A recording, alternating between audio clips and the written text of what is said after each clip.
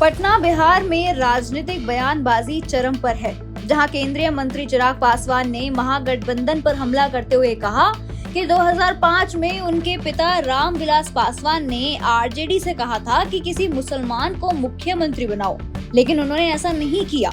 उन्होंने कहा कि आरजेडी मुसलमानों को सिर्फ वोट बैंक की तरह इस्तेमाल करती है, जबकि एनडीए की योजनाएं सबके लिए है। सीट ने कांग्रेस या राजद ने नहीं दिया, खुद को सीएम डिप्टी सीएम घोषित कर लिया। 13% राजद का वोट शेयर है और 2% साहनी का, 18% मुस्लिम का। दिक्कत तो यही है ना कि इनको सिर्फ वोट बैंक बना के रखना है। ऐसे समुदाय को मुसलमानों की बात करेंगे, जब रिप्रेजेंटेशन की बात आएगी तो रिप्रेजेंटेशन देंगे नहीं। उनको डरा के धमका के अपने साथ वोट बैंक रखना चाहेंगे। सैनी साहब को ही देख लीजिए, अपना समझौता हो गया, खुद डिप्टी सीएम बनने की घोषणा हो गई तो भूल गए। सीटें मिले नहीं मिले, अपने समाज के बाकी लोगों को लड़ा पाए नहीं लड़ा पाए, ये सिर्फ अपनी व्यक्तिगत महत्वाकांक्षाओं की लड़ाई महागठबंधन के घटक दल लड़ रहे हैं। अरे जो लोग अभी तक चुनाव प्रचार में नहीं निकले, ये लोग बिहारियों की चिंता करेंगे। आज से ये लोग चुनाव प्रचार शुरू कर रहे हैं। अभी तक तो भैया हम लोग का गला फंस के ठीक भी होने पे आ गया। हम लोग इतना प्रचार कर चुके हैं और ये लोग अभी तक निकले नहीं है।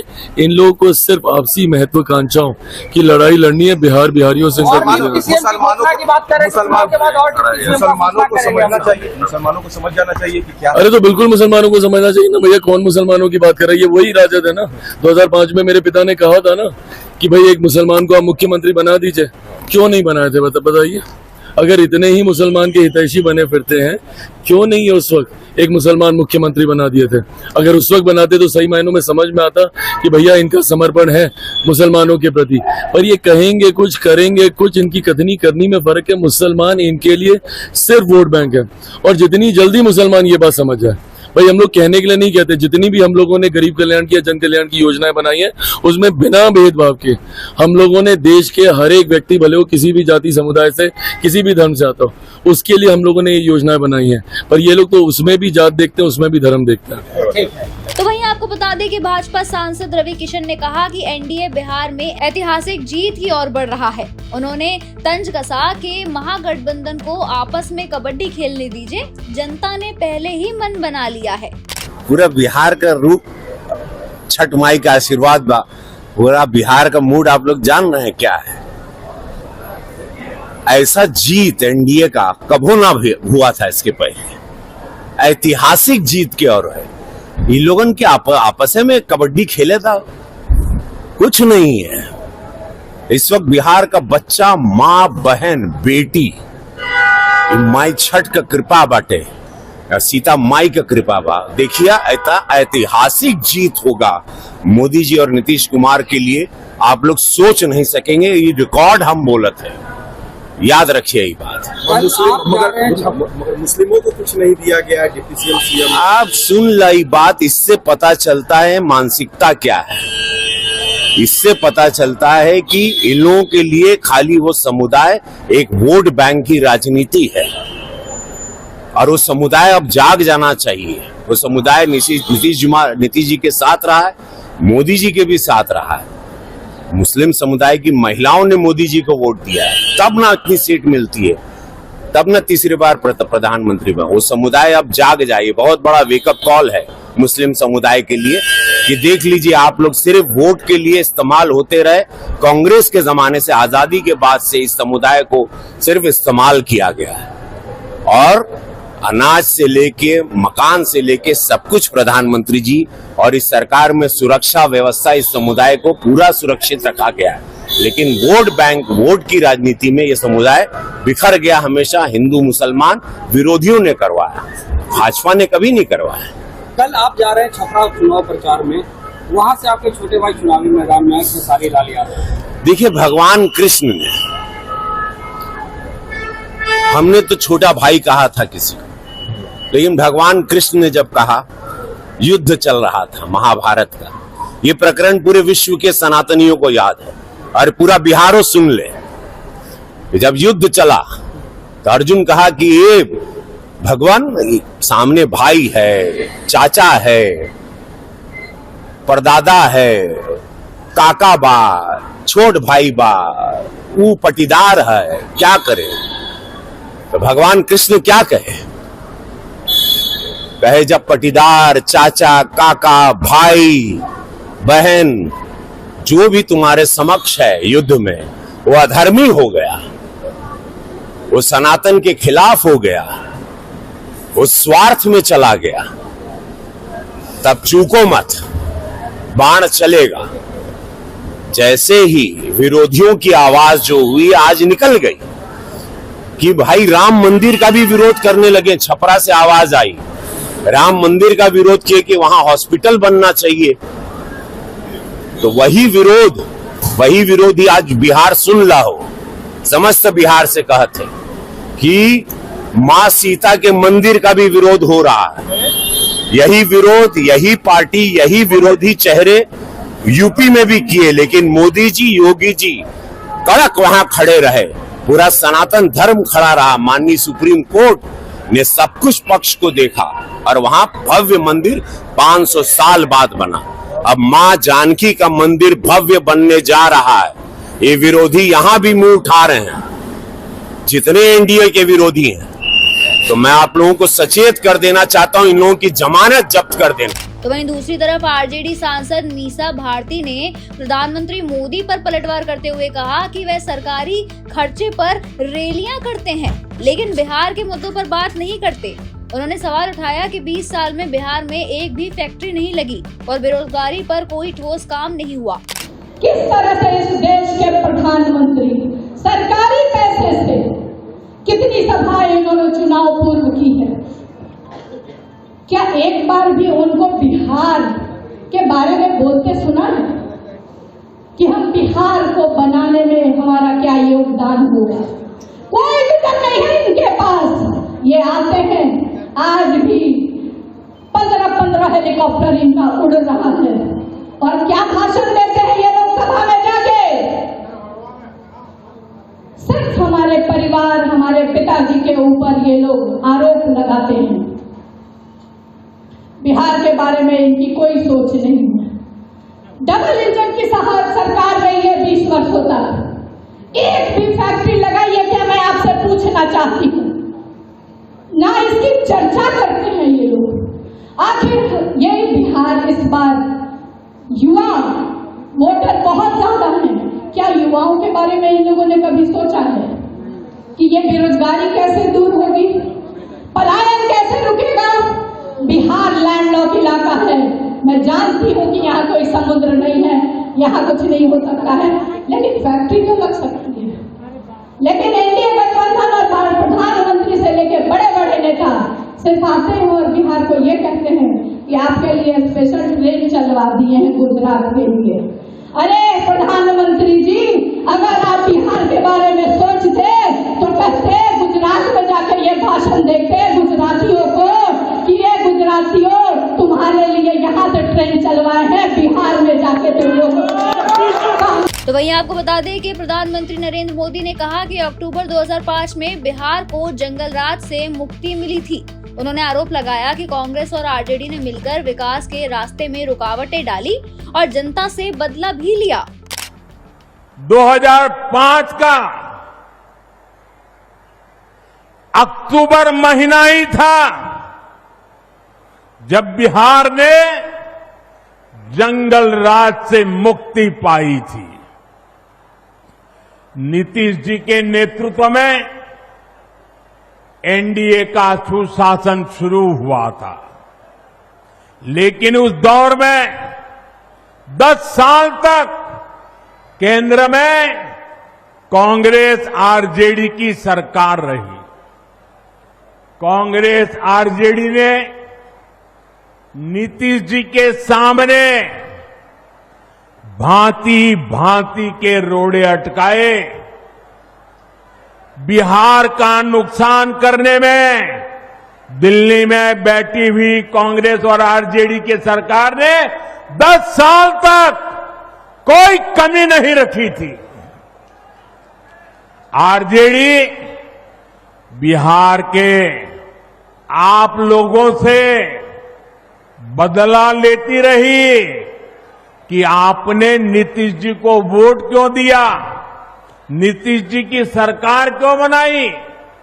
हालत तो ये थी कि ये आरजेडी वाले कांग्रेस को आए दिन धमकाते थे, धमकी देते थे कि अगर बिहार में आपने नीतीश जी की एक भी बात मानी, भाजपा एनडीए की एक भी बात मानी, बिहार में अगर कोई प्रोजेक्ट दिया तो फिर आरजेडी कांग्रेस का समर्थन तोड़ देगी और सरकार गिर दे, ऐसे डराते थे।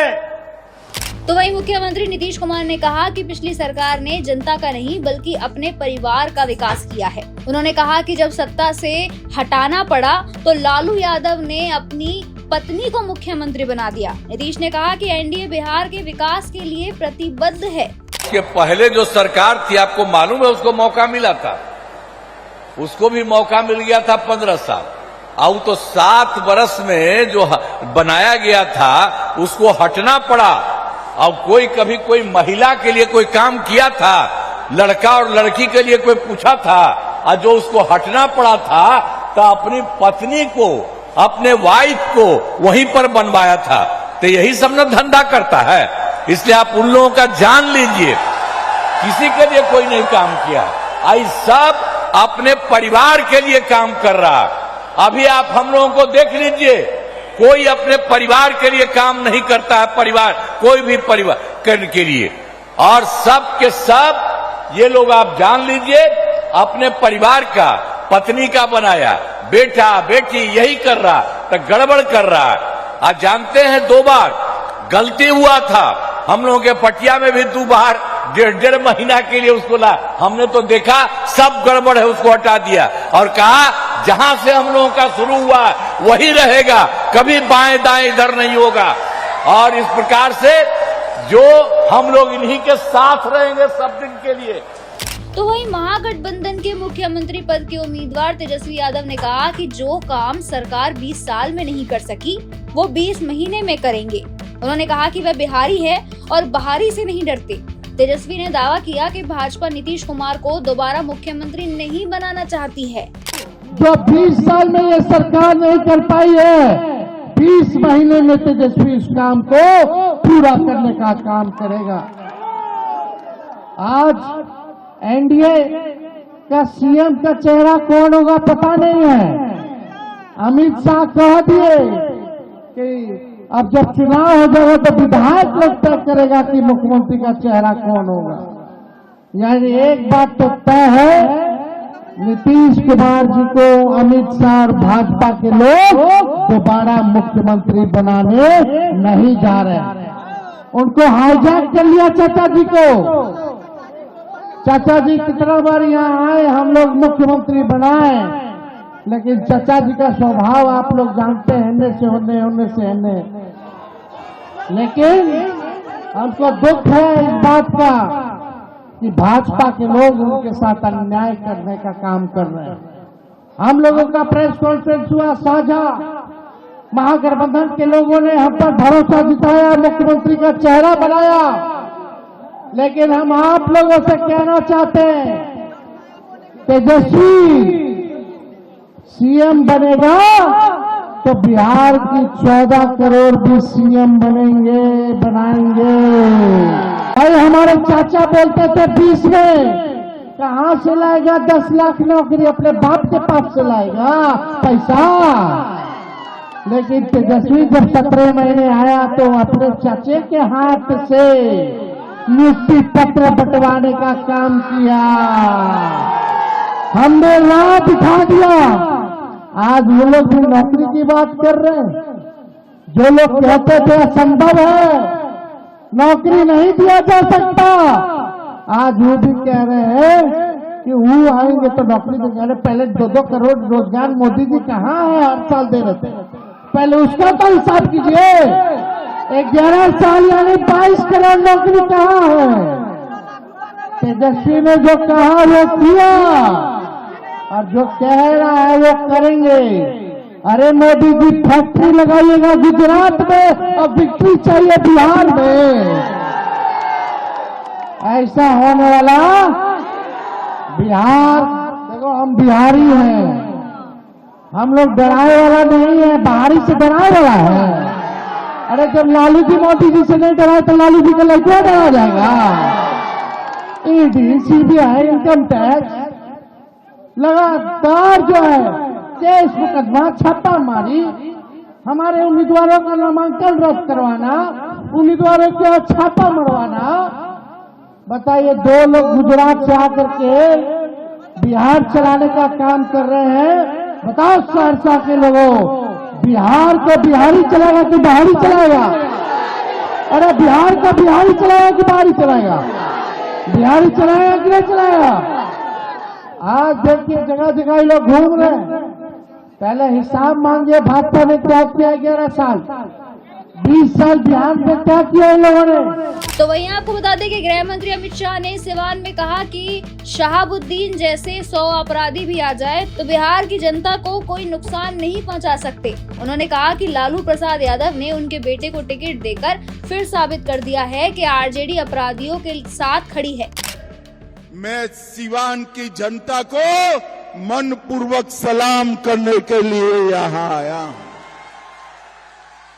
क्योंकि 20-20 साल तक ये लालू राबड़ी के जंगल राज को ये सिवान की भूमि ने सहा है। शहाबुद्दीन का पूरा खौफ, अत्याचार, हत्याएं, ये सारा सिवान ने सहा है। भूमि लहलुहान हो गई, मगर सिवान वालों ने झुकने का नाम नहीं दिया। लालू रबड़ी राज को समाप्त।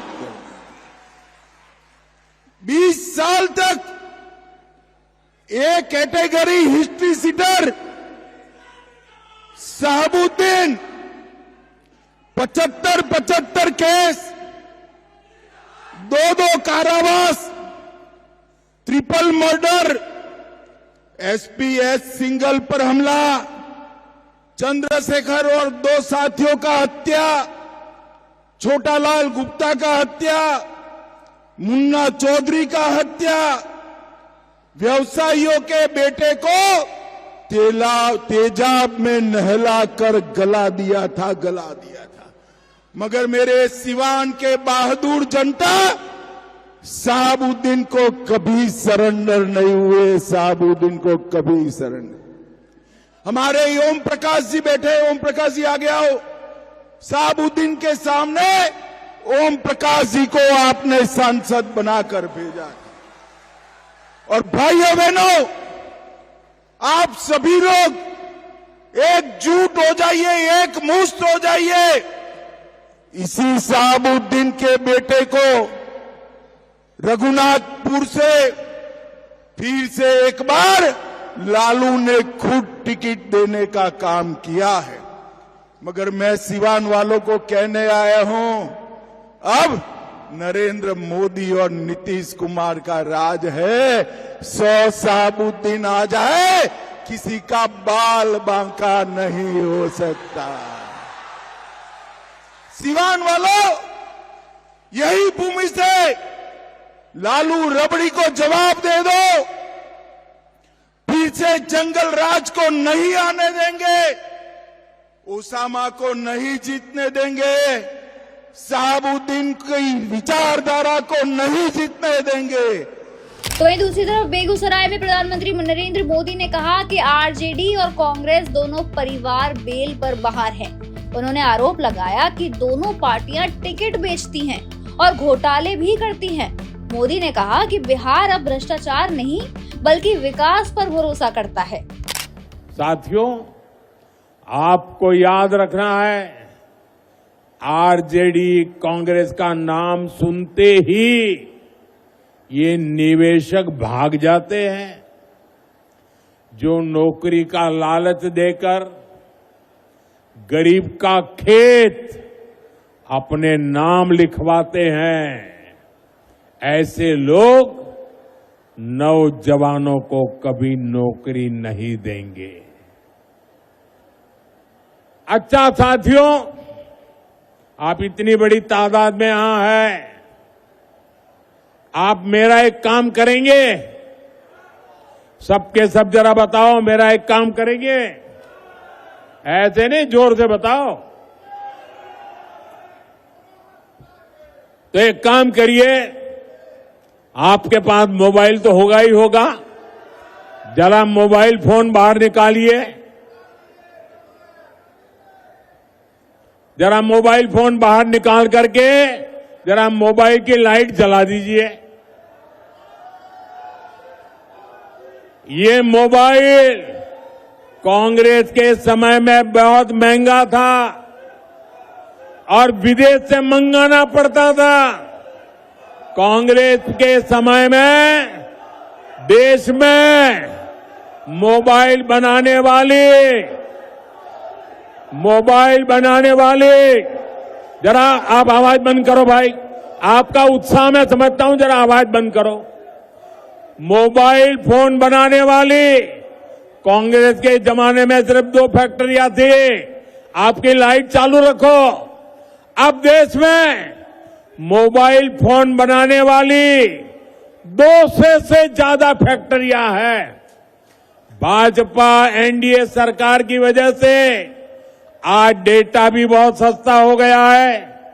इस वजह से बिहार में युवाओं को कंटेंट क्रिएशन का नया मार्केट मिला है। तो वहीं जनशक्ति जनता दल के प्रमुख तेज प्रताप यादव ने कहा कि सब कुछ जनता के मूड पर निर्भर करता है। उन्होंने कहा कि उन्हें महुआ सीट पर कोई चुनौती नहीं है और वे सिर्फ बिहार के विकास के लिए काम करना चाहते हैं। कि जनता जनार्दन का मूड क्या है, खासकर बिहार के जनता जनार्दन का क्या मूड है, कहाँ जाएगी नहीं जाएगी, ये तो समय बताएगा। 14 तारीख को तय होगा कि कौन कहाँ जाएगा। एनडीए का चेहरा जो है वो अनाउंस नहीं किया गया है। आपके जो बड़े छोटे भाई हैं उन्होंने कहा है कि अब तक एनडीए ने अपना चेहरा अनाउंस नहीं किया है, वो लोग को नेता नहीं मिल रहा। क्या है, आपको क्या लगता है? देखिए क्या है नहीं है वो जानेंगे, ज्यादा बेटर बताएंगे आपको, हम तो इसमें कुछ बता। लेकिन उनको तो सीएम का चेहरा घोषित कर दिया गया। तेजस्वी सीएम फेस अनाउंसमेंट उनका हो गया है। हाँ तो क्या करें हम, अनाउंसमेंट फेस। अब बार बार एक ही को सवाल करते हैं, कल भी आप यही सवाल कर रहे हैं, फालतू क्या चुनौती है आपके लिए? महुआ में कोई चुनौती नहीं है। रोशन कुमार से आप थोड़ा सा लग रहा है कि आप कुछ टक्कर दे रहे हैं। कौन है ये कौन आदमी का नाम ले रहे हैं?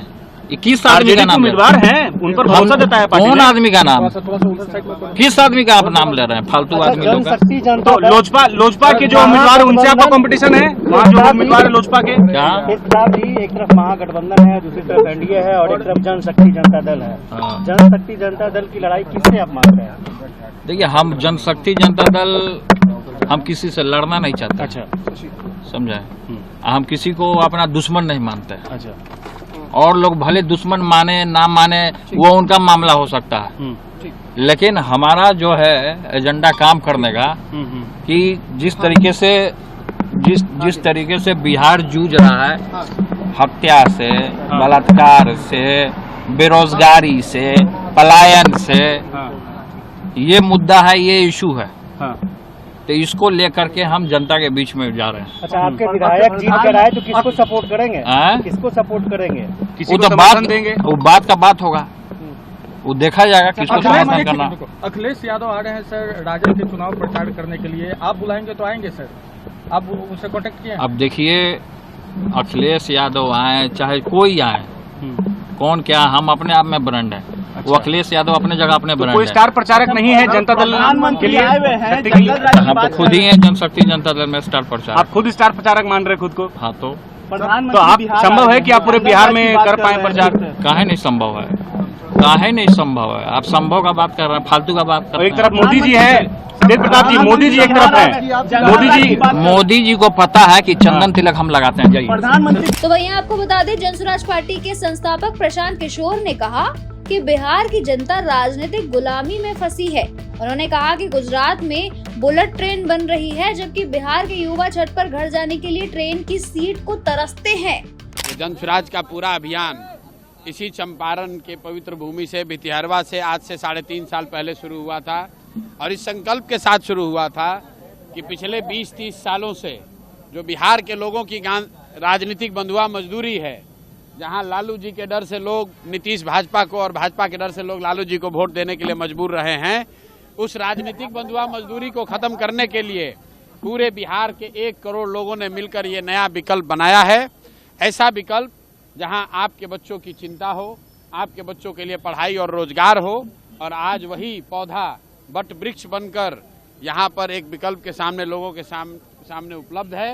अब लोगों को अगले 10 दिन 15 दिन के अंदर ये निर्णय लेना है कि क्या अभी की जो भ्रष्ट व्यवस्था है उसी को चलाना है, पुराने वाले जंगल राज को लाना है, या नई व्यवस्था बनानी है। अगर नई व्यवस्था बनाएंगे तो आपके बच्चों के लिए पढ़ाई और रोजगार होगा, और अभी की व्यवस्था चलाते रहिएगा तो भ्रष्टाचार से मुक्ति नहीं मिलेगी, आपके बच्चों को पलायन करना पड़ेगा, मजदूरी करनी पड़ेगी।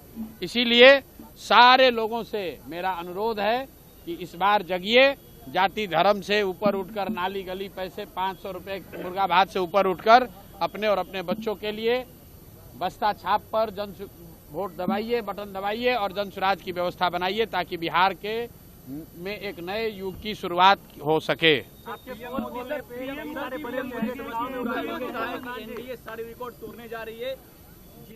बिल्कुल, पीएम मोदी आए हैं, उनको रिकॉर्ड तोड़ने के लिए कहना चाहिए कि इस बार रिकॉर्ड ऐसा टूट गया कि छठ में लाखों बच्चे बिहार के वापस घर नहीं आ रहे हैं, ये रिकॉर्ड बनाया जा रहा है। 12,000 ट्रेन का वादा किया था मोदी जी ने और इनकी सरकार ने, और आप देखिए पूरे देश में हर रेलवे स्टेशन पर, हर बस स्टैंड पर बिहार के बच्चे धक्का खा रहे हैं, लाठी डंडा पड़ रहा है उनको, ट्रेन में सीढ़ी पर बैठकर, लैट्रिन में बैठकर बच्चों को आना पड़ रहा है। ये मोदी जी की सरकार है, और ये लोग इतना डरे हुए हैं कि बाहर के लोगों को आने नहीं दे रहे, क्योंकि जान रहे हैं कि वो लड़के जब आएंगे बिहार में तो इस बार इनका नींव हिलने वाला है। लेकिन बिहार के लोगों को ये सीखने समझने की जरूरत है कि गुजरात के लोगों के लिए 1 लाख करोड़ का बुलेट ट्रेन चल रहा है, और बिहार के बच्चों को छठ में घर आने के लिए पैसेंजर ट्रेन भी नसीब नहीं है। तो मेरे भाई, एक बार संकल्प लो, और जिन लोगों ने आपके बच्चों का ये दुर्दशा किया है उसको पूरा सबक सिखाइए। इस चुनाव में इनको झाड़ू से मारकर बाहर भगाइए, नहीं तो आपके बच्चों को ऐसे ही गुजरात में जाकर मजदूरी करनी पड़ेगी। और जितने प्रवासी मजदूर हैं जो वापस अपने गांव में आए हैं, आपसे मेरे भाइयों अनुरोध है, आप प्रशांत किशोर बनिए, आप संतोष चौधरी बनिए, आप मनीष कश्यप बनिए। ये प्रशांत किशोर की लड़ाई नहीं है, ये मनीष कश्यप की लड़ाई नहीं है, संतोष चौधरी की लड़ाई नहीं है। अगर आपको वापस जाकर फैक्ट्रियों में गुलामी नहीं करनी है, मजदूरी नहीं करनी है, तो अपने परिवार को, अपने पड़ोसी को, अपने गांव में सब लोगों को जगाइए और उनको ये सुनिश्चित कीजिए कि इस बार वोट सिर्फ और सिर्फ पलायन बंद करने के लिए पड़ना चाहिए, बिहार से बेरोजगारी खत्म होने के लिए पड़ना चाहिए।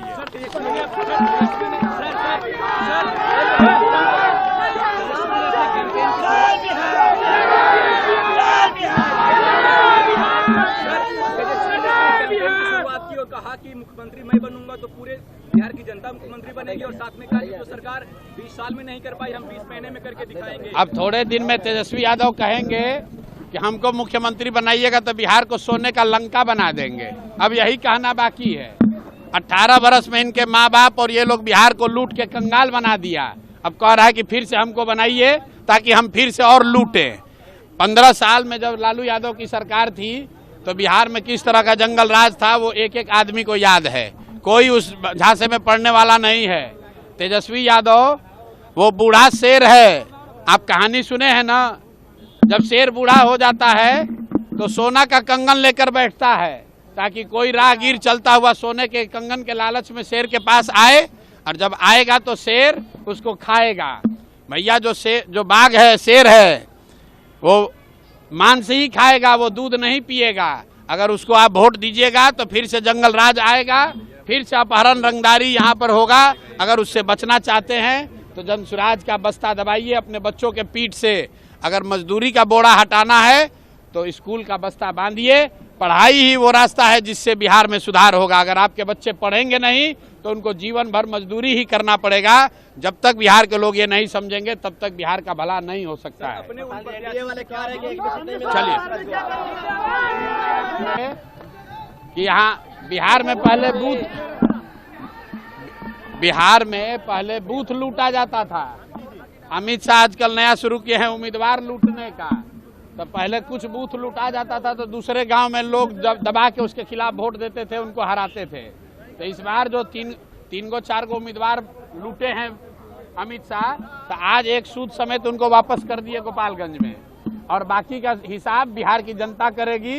बिहार की जनता देख रही है कि ये गुजरात के लोग चाहते हैं कि दिल्ली में बैठ के बिहार के लोगों का भविष्य तय करें, ताकि बिहार मजदूरों का फैक्ट्री बना रहे और बिहार के बच्चे जाएं गुजरात में मजदूरी करने, और गुजरात का आदमी फैक्ट्री का मालिक बनकर हम लोग प्रशासन करे। इसलिए एक भी आदमी जो भाजपा को वोट देगा वो अपने बच्चों को मजदूर बनाने के लिए वही जिम्मेवार होगा। एक एक आदमी को संकल्प लेना है, भाजपा को, एनडीए को किसी हालत में वोट नहीं देना। पटना बिहार भाजपा सांसद मनोज तिवारी कहते हैं कि महागठबंधन मुसलमानों को सिर्फ वोट बैंक मानता है, लेकिन उनके लिए कुछ नहीं करता। उन्होंने कहा कि मोदी और नीतीश ने मुसलमानों को योजनाओं का लाभ दिया है, तो वहीं तिवारी ने तंज किया कि महागठबंधन में इतनी कलह है कि तेजस्वी को खुद को सीएम चेहरा घोषित करने के लिए संघर्ष करना पड़ रहा है। देखिए, मुस्लिम समाज को तो वोट बैंक समझती है, केवल उनको कुछ देने का तो नहीं, आज तक कुछ नहीं दिया। आज सही मायने में देखिए तो मुस्लिम समाज को भी अगर कुछ उसके लिए किया है तो एनडीए ने किया है, मोदी जी ने किया है, नीतीश जी ने किया, और ये समय है जो मुस्लिम समाज ये सोचेगा। हालांकि महागठबंधन में इतनी लड़ाई है आपस में कि तेजस्वी बाबू को अपने को घोषित कराने में भी नाको चने चबाने पड़ गए। आप देख ही रहे हैं कि 40 के आसपास सीट पर तो ये सारी पार्टियां भरी हुई है, तो इनके महागठबंधन में अब सब कुछ ठीक नहीं है।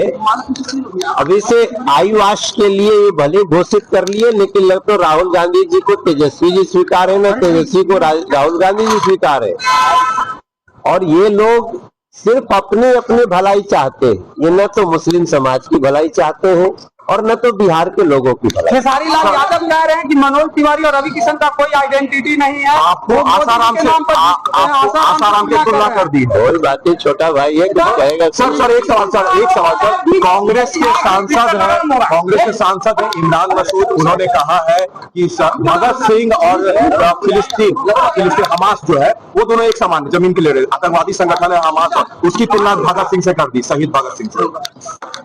ये जो इमरान मसूद के जितने बयान आप सुनेंगे, उनके खुद के बयान ऐसा लगता है कि उनका साठगांठ आतंकवादी संगठनों से है। तो ऐसे लोग कभी भी मुस्लिम समाज का भी भला नहीं कर सकते। वो लोग हमेशा नफरत फैलाते हैं। प्यार मोहब्बत के साथ सबका विकास, सबका विश्वास के लिए कोई अगर चल रहा है तो वो मोदी जी के नेतृत्व में एनडीए चल। तो ये थी आज की बिहार अपडेट्स। आगे की ऐसी और अपडेट्स के लिए बने रहिए और देखते रहिए पीपीएम टाइम्स।